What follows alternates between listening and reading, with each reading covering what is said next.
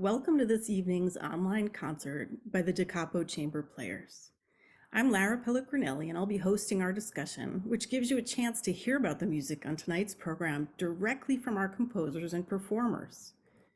Some of you may already know that the Capo Players have a distinguished history blazing trails and new music for over 5 decades. This digital series, Musical Offerings for Human Rights, began during the pandemic as a way to stay connected with Da Capo's audiences and found new listeners all over the globe. Whether this is your first time here or you're a dedicated Da Capo fan, thank you so much for joining us. I'll begin by introducing our participants, starting with flutist Patricia Spencer. Patricia is a founding member of the Da Capo Chamber Players and the curator of this series.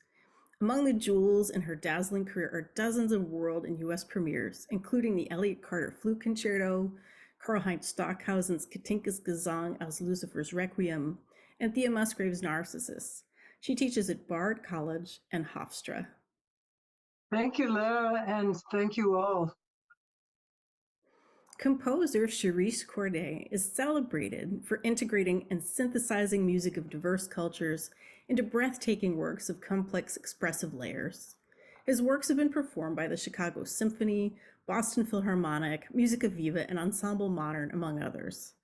Shirish's honors include awards from the National Endowment for the Arts, Fromm Foundation, and Siemens Foundation. He is a distinguished professor of the humanities at the College of the Holy Cross in Worcester, Massachusetts. Thank you, Lara. Great to be here. Composer Lei Liang won the 2021 Grawemeyer Award for his orchestral work, A Thousand Mountains, A Million Streams, in the American Academy of Arts and Letters Music Award. Lei serves as the Chancellor's Distinguished Professor of Music at UC San Diego. He also leads the Lei Lab at his Qualcomm Institute, where he collaborates with engineers, geologists, oceanographers, and software developers to bring the arts and sciences together in new ways. Great to be with you, Lara, and great to be with everyone. Percussionist Michael Lipsey joins us tonight as a guest percussionist with the Da Capo Chamber Players. He's a founding member of Talujan Percussion and has also performed with the Lincoln Center Chamber Music Society, Steve Reich, and Bang on a Can.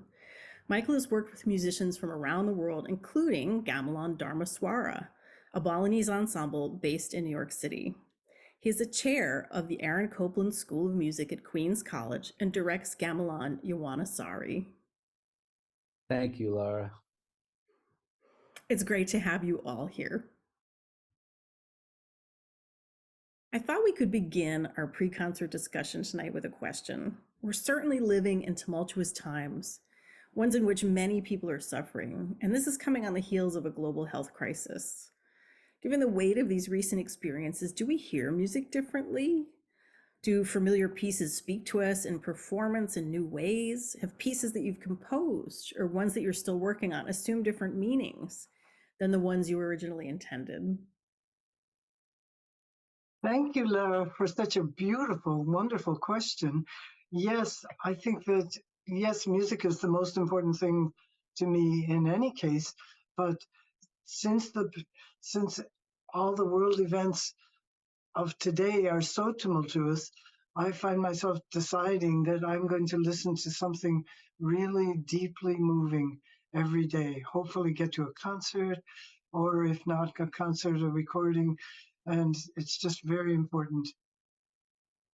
Yes, I agree. It's a really good question, Lara. And there is no question in my mind that we are in a strange time. It's some people say it's a moment of inflection and so on. But what I find really interesting post-COVID is how people are engrossed and they are able to tap into the healing power of music. I noticed that in audiences. The other question you asked is the context, how the context can change the meaning of a piece. I just want to give you two quick examples. Listening to an Ambira Shona piece in Harare, Zimbabwe, is a very different experience than listening to it played on a CD. And having experienced that, I have to say that we sometimes forget the context in which something is performed. a really excellent example is after 9/11, listening to Joshua Bell play a movement from a partita. The whole audience was in tears, even though the piece did not directly speak to that particular kind of tragedy. So yeah, the context is crucial, I think. Well, I love all this response. I find myself to be in a familiar place. I think crisis, trauma, all these things kind of make us think deeply and listen more deeply. And I think that's probably happening to a lot of people, especially when there's a collective experience. So many years ago, when I left Beijing, that was coming out of a traumatic experience for all the people in Beijing in 1989, and with all these new just the challenges that we're facing. Music is a way for us to kind of reflect on very important things. So that's why I said it's kind of like a familiar place for me. For me, I'm coming as a musician who's used to working with live people all the time, and then there was lockdown and we tried our best to make that work and found some really interesting things to listen to and works to composers to communicate with. It's just nice to be back with everybody on stage in rehearsal, playing concerts, and I feel like audiences are appreciative of that. Amen, right? As we think about human rights, I think one of the things that we might learn through music is that issues around identity are often more complex and nuanced than we might initially think. When I teach my students, they learn, for example, that Japan's 1,000-year-old tradition of gagaku music has its roots in China and Korea. And, the ukulele, which is so closely associated with Hawaii, came to the islands with Portuguese ranchers. The cultural purity, in a sense, is a myth. Now, Shirish, you're an Indian American composer who was born in Uganda. And Lei, you were a Chinese-born American composer. What can we learn about cultures and dialogue from your lives and work? It's an interesting question, very complicated question, Lara, and it depends. I'll give you a different answer depending on the day you ask me that question. But I personally don't think of cultures as such separate entities. It's for me a big, when Marsalis calls jazz a big gumbo, that's the way it is. When I speak to Indian people, I speak in English and Hindi, and it's all combined.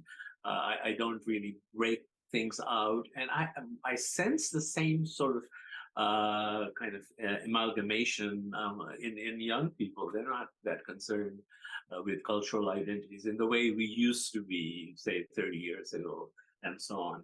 So the problem is that today globalization has become more and more challenged, and it's not a popular time for that notion. It's that we're sort of shrinking back away from the kind of interconnections that you just mentioned. For example, it's true of jazz, it's true of contemporary classical music, and so on. So yeah, it is a complex question. It's a complex time, and I don't know how it's all going to shake out given our current political moment. Right. Lei, would you like to address that? Well, it is complicated, and I come from a very different angle. I grew up in China until I was 17. I was taught a lot of things about what Chinese identity should be about, right? But it was only after I left China I realized what I was given was actually a wall. It was, metaphorically speaking, a wall that separated myself from my predecessor, my grandparents' heritage, for example. I read very little of what they were able to read from the traditional Chinese characters that I was never taught to write. So my journey has been kind of like learning how to reclaim some of that by myself, because nobody's going to give that to us anymore. So I share that with my own students, that you have to fight for it. You're never born into a cultural community. You really have to fight for it and to claim a membership in the cultural community takes a lot of work. It takes a lot of effort. Yeah. I come from a different perspective, but I was just thinking about, as an educator, this semester I happen to be teaching a 21st century performance practice class. And it's just interesting to me that a lot of the stuff, I didn't even think about it until you were just talking about how I've been spending the last few weeks unpacking new compositions in light of other cultural experiences. And it's been really a joy because I get to kind of listen to like a Steve Reich thing and then talk about the African influence and the gamelan influence and unpack it for the students. So it's I don't have that rich history of other than as other people do, but it's just been fun seeing students embrace music from other cultures that's, you know, more historic, longer standing in a new context. I don't know. That's pretty much it. It's been fascinating for me, and I've been learning a lot too because I get to explore all these new kind of sounds and ideas. Thank you. And thank you also, Lara, for asking me about Da Capo's history and how this human rights series fits into our history. Da Capo's programming has been global from the beginning. The first piece I played with Joan Tower, a founding member, was by a Japanese composer, Fukushima.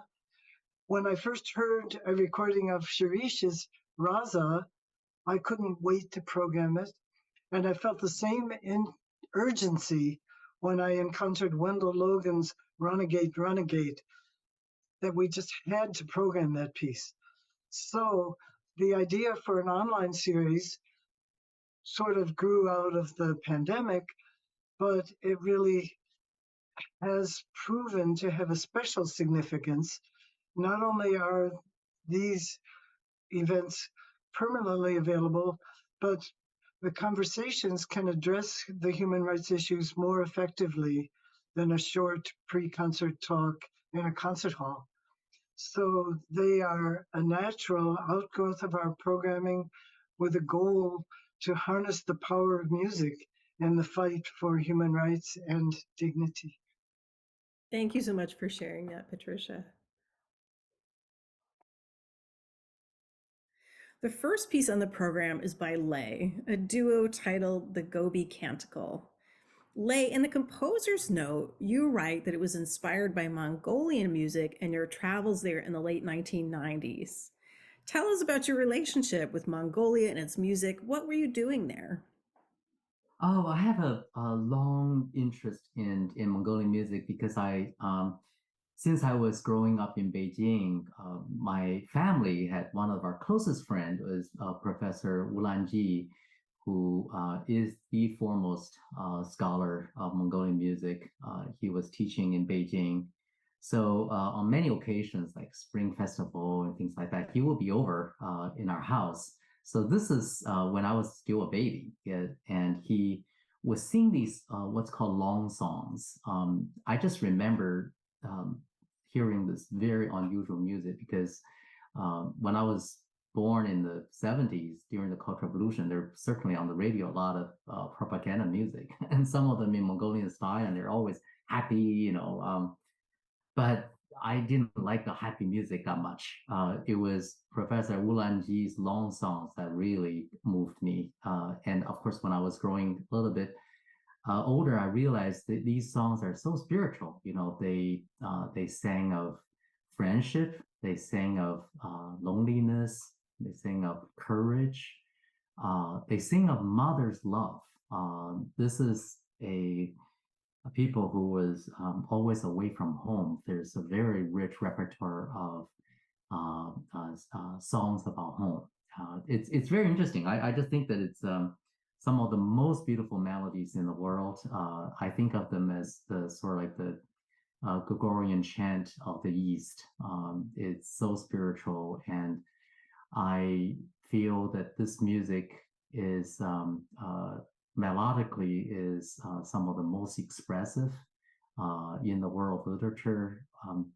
And there's something really interesting about just the where these people came from and what, Mongolians were busy conquering the world, and you would think they have a lot of march music and military music, all of that. Actually, most of their songs are very nostalgic, and I think in today's world, we probably resonate with that on a deeper level because many of us live away from home. So like we give, this music make us think about what home is, where home is, and what does it really mean to have a home. So, when in today's climate change, like our home physically is falling apart, we don't even know whether our children will have a safe place to live. These songs suddenly assumed a very great new significance. So this piece in particular, right, consists of 4 sections played continuously that I would say are distinguished by changes in tempo and character. It's about 10 minutes long. Can you talk more about, so you've introduced us to Mongolian long song. How is this transformed in the work? Yeah, I was lucky enough to study this music since I was a child and made a trip to Mongolia with my teacher. And the reason I mentioned this trip is because it was there where I heard the song that was quoted at the end of this piece. I rarely quote music in my in my compositions. I always ask myself, come on, come up with your own original material, but this song was very special. I was there with my teacher, uh, and we saw a rain approaching us, and we saw rainbows, just uh, on the horizon, and he started singing, and he was singing the word something to the effect of, when the rainbow appears, Mother Nature gave us a flower bouquet, and it's just, I know, it's incredible. I mean, Mongolians have songs all the time in every situation. So it's very rich. I'm a Han Chinese. I don't really have that kind of repertoire. So, but it was also during that trip I encountered I would call it a magical moment when I was with my teacher. I was staying in his house, and there were musicians who came to pay respect to him. So there was a homai singer, a throat singer, who came to see him, and we were sitting around the table having some watermelons, and the two of them started singing without any prompt. They just started singing simultaneously, and of course they didn't coordinate what they're going to sing. So they were singing different songs at the same time, and that was really special for me. And I tried to record that, and my teacher told me later that you better give me a copy of that too, because this never happened. And I just thought that I witnessed something very special, and it's possible to explore the whatever you call it, heterophony, polyphony, but this is somewhere in between. The lines are independent of each other, but because of the mode, they're also united. So there's a very interesting phenomena of going, from lines that are diverging and converging. It's a very special quality about that music, and I think there's a lot of potential. That's why I decided to write a series of works that capture that moment, just to explore what is still possible. You will notice this music is modal, but that's only the surface. Underneath, there are a lot of very interesting potentials to explore. So if people like this piece, they could also listen to Gobi Polyphony and the Gobi Gloria for string quartet, and yeah. And the last piece will be Verge for a string orchestra that New York Phil commissioned and premiered. That kind of took this idea of independent lines from, when I explore from solo to duo and quartet, as you mentioned, and then in that case, it's 18 solo strings. So yeah, it's a lot of interesting exploration. But the challenge for me was notation because when I first wrote a version of the duo for erhu and cello, the erhu player himself was familiar somewhat with Mongolian styles, so there are a lot of ornamentations that he could add to it. in a Baroque style without specific, notation for how to ornament it, or ornament the melodies. But when I started to write for violin and cello, or string quartet and string orchestra, I had to write down everything. And I remember spending many hours in a little cafe near Harvard Square correcting the score because there are a lot of 64th notes. It just I have to get it done right. Okay. But it was fun because I learned this by route. I was learning this music from my teacher, and later on there is a music scholar in China who analyzed my music and was able to identify from which region, from which county this ornament came from. Of course, that's all from my teacher. So I'm very glad that someone recognized that better than I do. Well, should we hear it now? Sure. Let's go to the Da Capo Chamber Players' Oh. performance of Lei Liang's The Gobi Canticle.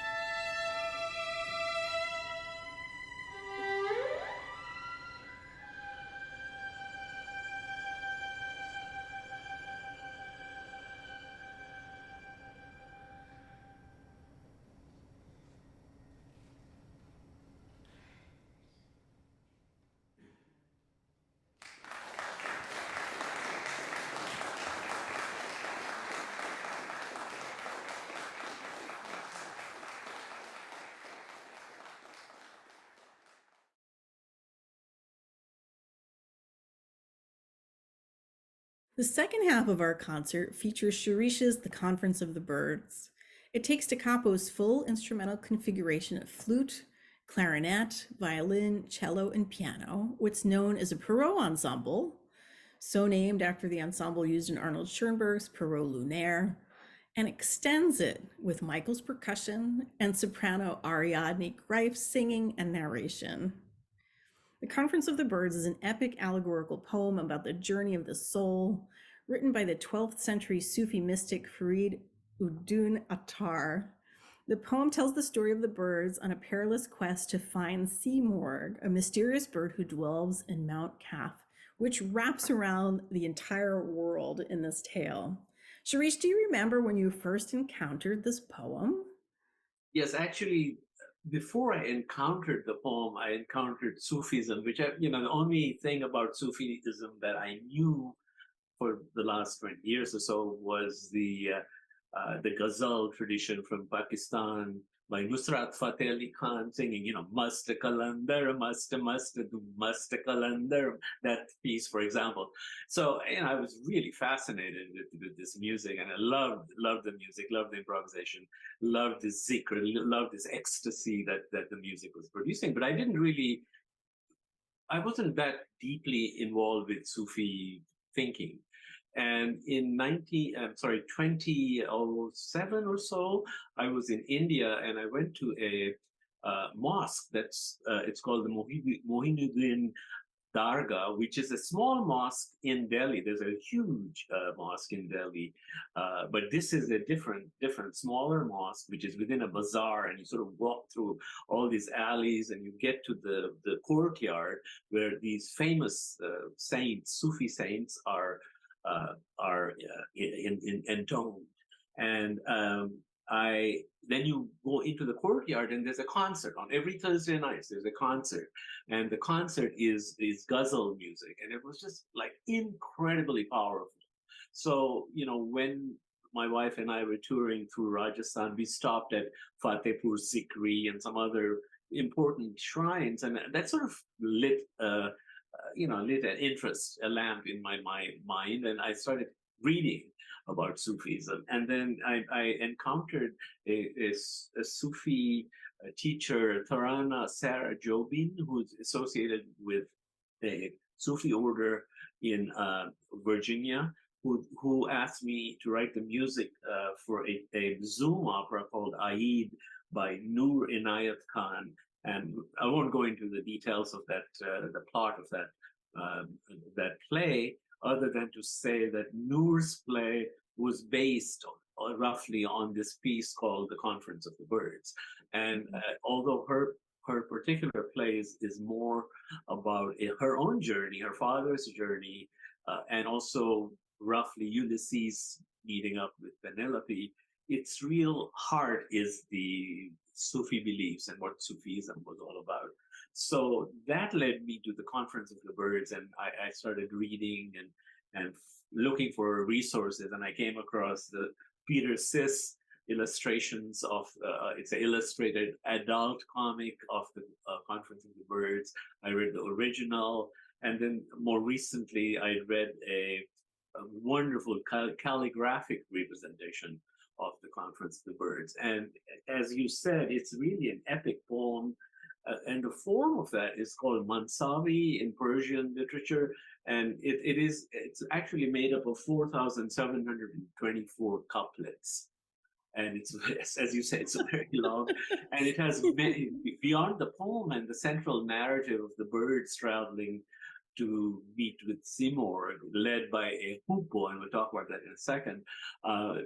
Beyond that, it also has many parables, some of whom we may already know in a different form, like the parable of the sheikh and the Christian girl and so forth. Anyway, I got really interested in it, and I created the text, which is based on translations, and then really reducing the material to very few lines, which was very challenging. But I had thought and imagined that ultimately I would create a larger, maybe an evening length piece, which would stage some of the parables, and the birds would be represented both in projections as well as by a group of acrobats or gymnasts who were also actors. So but that's in the future. Should we also say about Sufism that part of the belief system is that through the arts, through calligraphy, through visual arts, through twirling, through dance, through music, that we can meld with the divine, that this is a spiritual root, unlike other forms of Islamic worship? Yes, important for people to know. Yes, and that's really so appealing about Sufism, this idea that you can find the beloved through music. And, so when Nusrat is singing Dam Mast Kalandar, what he's talking about is that, I think the beloved is someone else, but it's. Yes, exactly. So yes, absolutely. That's really the main point. Yes. So tonight, what we're going to hear is not the evening length work that we have to look forward to in the future, but 5 parts, approximately a little more than 20 minutes. We're going to be seeing some beautiful images, some with text, some without. Can you tell us where the images have been drawn from? Yes. So for the images, I was working with a colleague of mine, a wonderful art historian, Virginia Regan, and she helped with putting together the video. And she chose these images from mostly from of birds, mostly from the collection of the Metropolitan Museum of Art. So almost every piece that you will see is from the Met, and also some that are not in the Met, but they're all in public domain. And we use those images to tell the story, and so the images themselves have a narrative, so to speak, and they come from various sources. There are folios of the Conference of the Birds in Persian literature. There are we also ended up using a Cezanne and a Degas print, Japanese prints, Dutch prints that were instructional. The hoopoe, the leader of the birds who takes the birds who, by the way, they are mystics. They represent the Sufi mystics, and hoopoe is their leader, and they're all seeking Seymour, the sort of beloved, if you like. The hoopoe is this wonderful bird that appears in many paintings, and also is very much part of Islamic philosophy. And he was a very important part of King Solomon and the Queen of Sheba and so forth. And he has a crest. His bird song is not very complicated. It goes something like ooh ooh ooh ooh ooh ooh. That's why it's called the hoopoe. Okay. Whereas the other birds in Sufi mythology represent, for example, the peacock represents paradise, the duck, who is constantly washing his sins away. The nightingale is in love with the night and the flowers, and it's always singing to them. The heron is considered to be something of a myth, a bird of bad fortune, and so on. So these birds have metaphorical meanings too, as we go through them. But you'll be able to follow. You'll see the hoopoe because you'll recognize it. You'll recognize its the crown hoopoe, of yes. feathers. It's Yes. unmistakable. Yes. And Great. musically, it might be interesting to know that the opening is based on an Indian raga. There is a section in which I use tabla bowls, so it's kind of like South Indian konakol. There's also towards the end a poem that's a Zen Buddhist poem, and it's addressing some of the same themes about giving up the material world, and it kind of tries to capture a Buddhist temple that I visited while I was in India, and all the musicians play bells when they're playing that song. So, yeah, that's it. I think we'll be able to follow the text through the projections and so on. All right, then let's hear it. And now we will have Sharice Corday's The Conference of the Birds.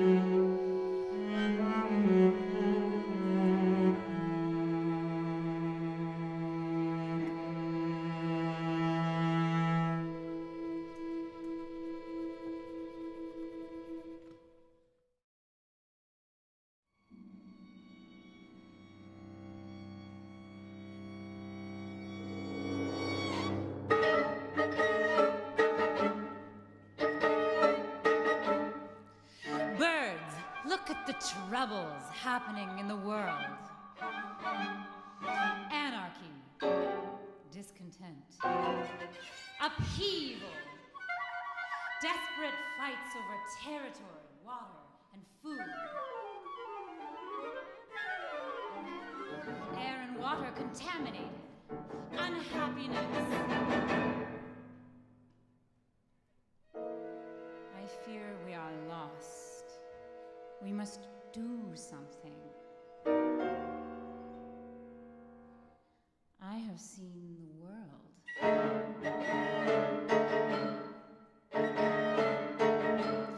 I know many secrets.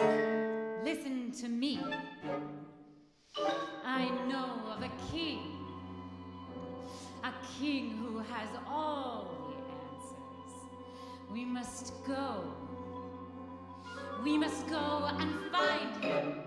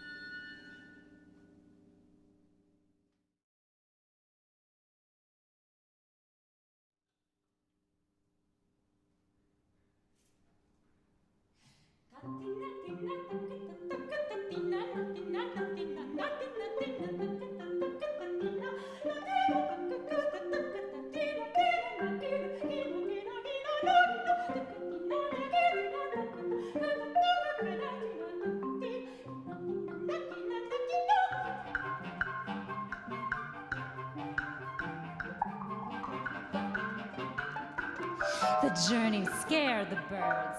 They made excuses.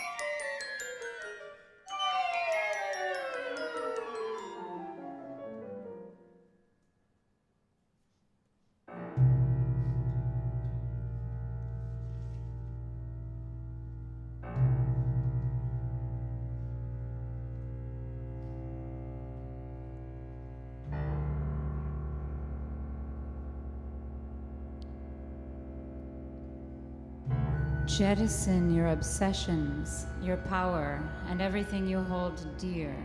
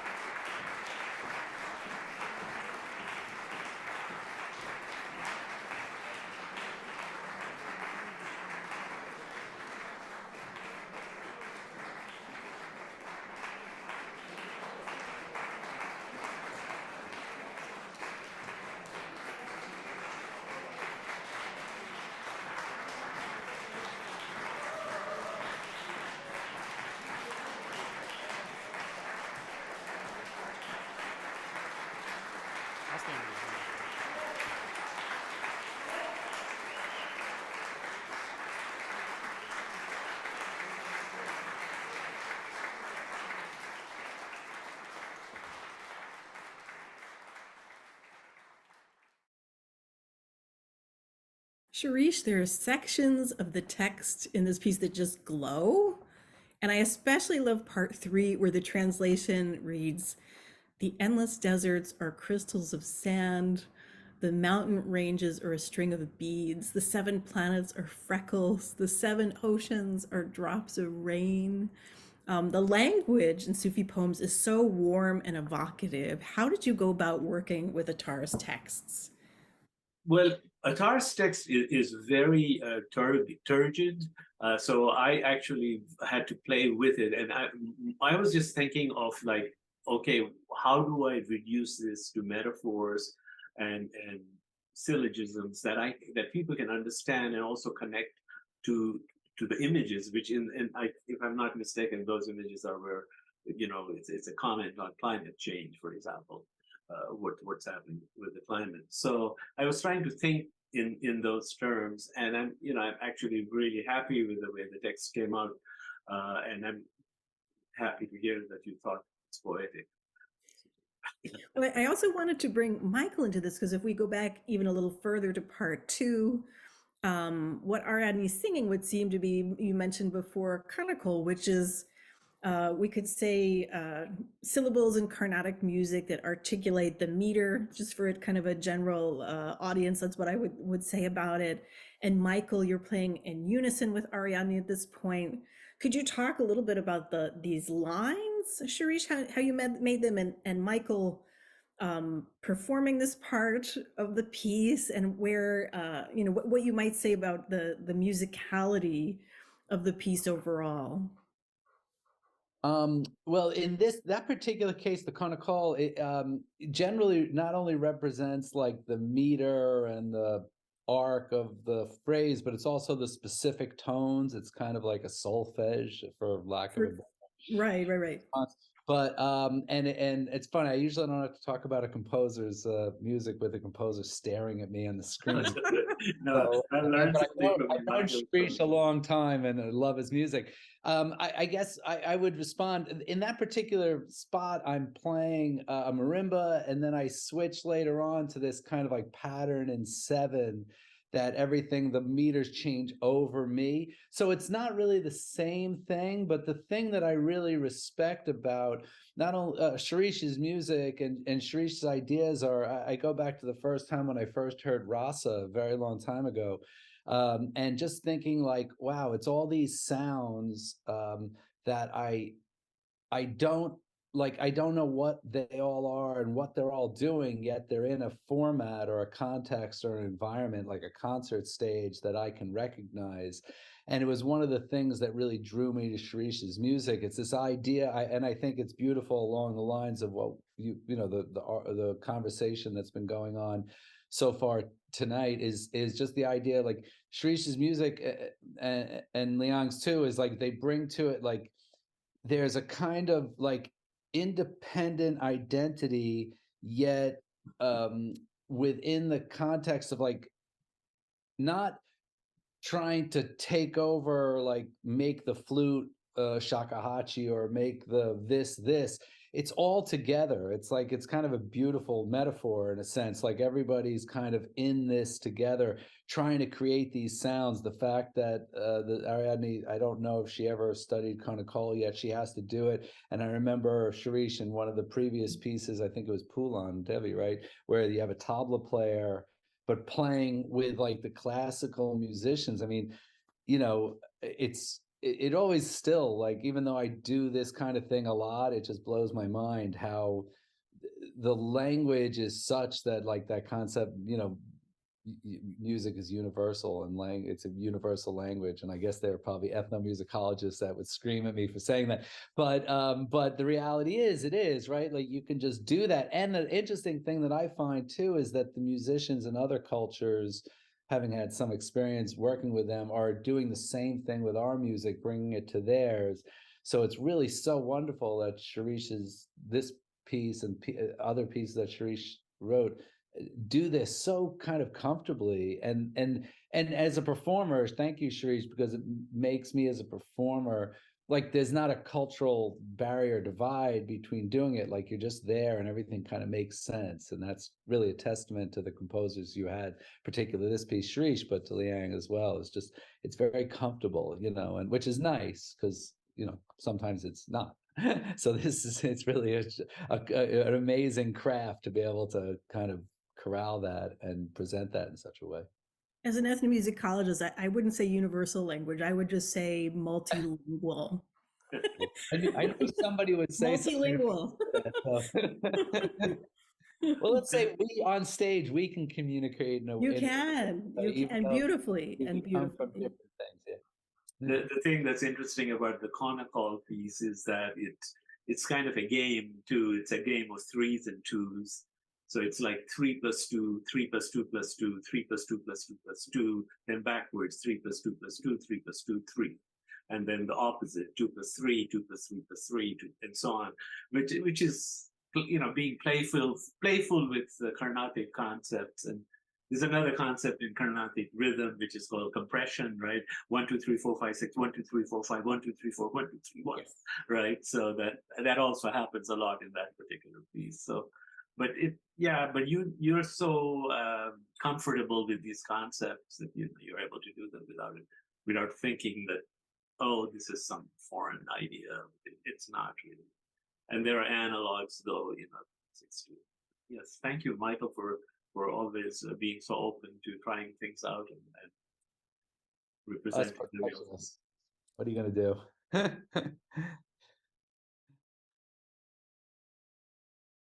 As we bring the concert and our discussion to a close, I'd like to pose a parting question. Do these two pieces have something to teach us about interconnectedness on our planet? I think that they bring us closer together. Lei, what would you say? I agree. I have always been a big fan of Shirish music. I'm so happy to be programmed together. And you know, it was starting with Shirish's flute pieces inspired by Japanese shakuhachi music. And that actually brought me a lot closer to my own tradition because there's a lot of connectedness between the Japanese shakuhachi tradition and Chinese music. Speaking of this piece, I certainly became so much closer to my Mongolian friends. In fact, as part of my research into Mongolian music, I was able to produce a CD in 2005 that focused on the great Mongolian musician Salashi, who played the chawer, an instrument that has gone extinct, kind of replaced by the more popular horsehead fiddle. But because of a 4-year research, we were able to identify and save a recording that Salashi made in the 1950s, and we released that CD. And that turned into a kind of a movement in Inner Mongolia. This instrument became popular again. Museums were opened, schools for this instrument started, and now competitions, national competitions for this instrument. So music did bring a lot of new things for our connections. And last time I was in China, there was pre-pandemic, I was able to welcome a chawer player to a Chouwenchong Center for performance and lecture. So they all came from this. I think in a way that music helps us recognize who we are and rediscover who we are. And I think that's one of the most beautiful things that music can do for us. Shirish, I am struck by your piece and how it starts with the birds addressing the troubles in the world and how similar those troubles are to the ones that we have today.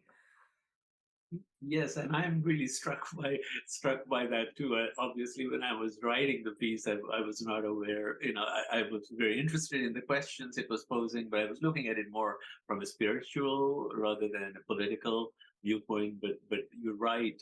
I just want to say that I'm a big fan of Lei's music, and I've known him for many years. And he and I were both students of Robert Cogan, who passed away very recently. And I know Lei is working on a book that Robert did not finish.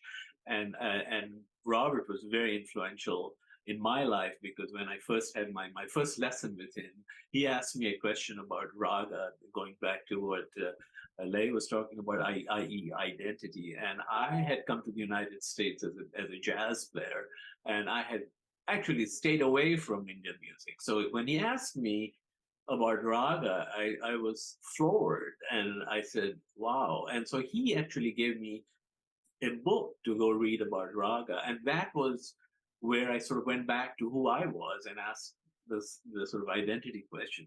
But this particular piece is not as influenced by Indian ideas as some of my more other recent pieces. And the thing that really strikes me is, from a spiritual viewpoint, this idea that what we are seeking is actually within us, and rather than seeking out a leader to guide us, we should look within ourselves for that. And that notion is a kind of a universal in both the notions of a journey, the journey that the birds undertake, and also this idea that what you're seeking, what we are all seeking, what is this truth that is within us. We don't need Donald Trump or Joe Biden to tell us that something is wrong.